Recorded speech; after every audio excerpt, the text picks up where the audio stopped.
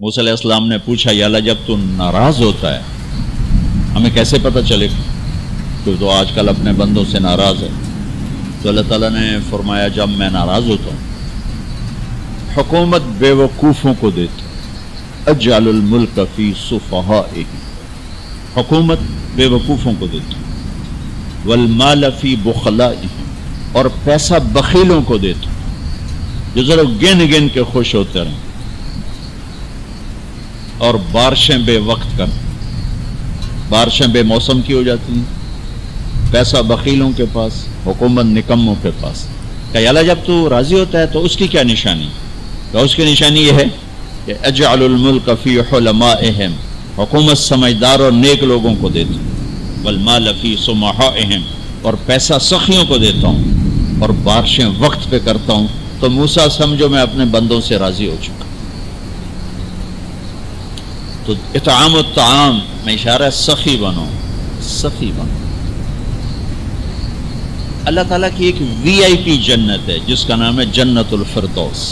اللہ نے باقی جنتیں بنائیں کن کن کن، جنت الفردوس بنائی اپنے ہاتھوں سے۔ کیا چیز بنائی ہوگی؟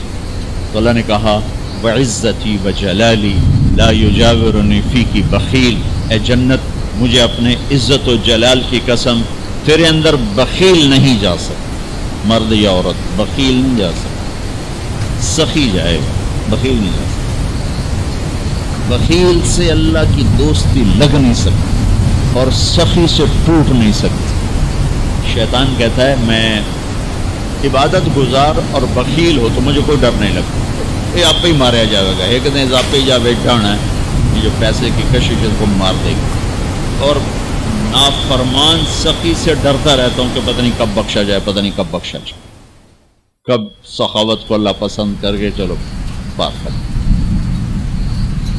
اچھا، جبریل پوچھتے ہیں یا رسول اللہ مل ایمان، ایمان کیا ہے؟ تو آپ نے فرمایا ان تؤمن باللہ وملائکتہ وکتبہ ورسلہ وبالبعث بعد الموت۔ ایمان عقیدہ، اللہ پر، فرشتوں پر، کتابوں پر، رسولوں پر، موت کے بعد کی زندگی۔ یہ مدینے کا سوال ہے۔ اب آخری حج کا سوال ہے یا رسول اللہ مل ایمان۔ پہلے سوال کرنے والے جبریل ہیں اور یہ سوال کرنے والے عمر بن عبس ہیں۔ یا رسول اللہ مل ایمان، ایمان کیا ہے؟ تو آپ نے کیا جواب دیا؟ الصبر والسماح، الصبر والسماح۔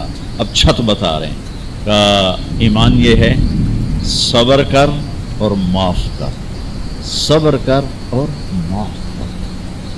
میرے بھائی بہنوں، میرے رب کی قسم، جیسے یہ ہے نا وجعلنا من الماء كل شيء حي افلا يؤمنون، اللہ نے ہر جاندار کا لازمی جز پانی بنایا۔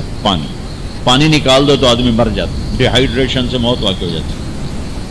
ہر جاندار کا لازمی جز پانی، دین کی تمام صفات کا لازمی جز صبر، صبر نکال دو تو سارا دین کچرا بن جاتا، صبر نکال دو۔ تو میرے نبی نے فرمایا ایمان کیا ہے؟ صبر کر، معاف کر۔ معاف وہی کرے گا جو صبر کرے گا، جسے صبر نہیں آتا اسے معاف کرنا بھی نہیں آتا۔ تو ایمان قیامت کے دن اعلان ہوگا صبر والے کھڑے ہو جاؤ، تھوڑی سی جماعت کھڑی ہو، بلکہ چلو جنت میں جاؤ۔ ان کو اللہ بغیر حساب کے جنت میں ڈال دے گا۔ تو جب آپ صبر کرتے ہیں تو ایک طاقت بنتا ہے، لوگوں کی منفی چیزوں کو آپ اپنے اندر سہتے ہیں، برداشت کرتے ہیں، برداشت کرتے ہیں۔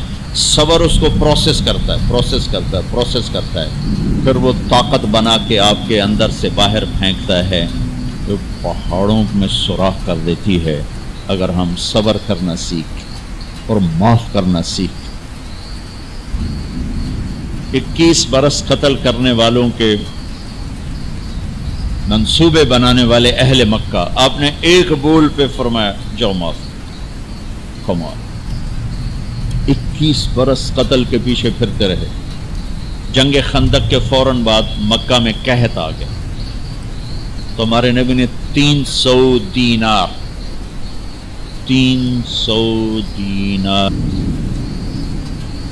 تو 10-15 لاکھ روپیہ بنتا ہے. آپ نے مکے میں ابو سفیان کو بھجوایا جو جنگ خندق کا سالار بن کے آیا تھا.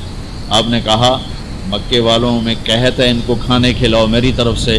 تو ابو سفیان کہنے لگے واہ محمد تیرے قربان جاؤں، ہم تجھے قتل کرنے کے پیچھے پھر رہے ہیں، تو ہمیں کھانے کھلاتا پھرتا.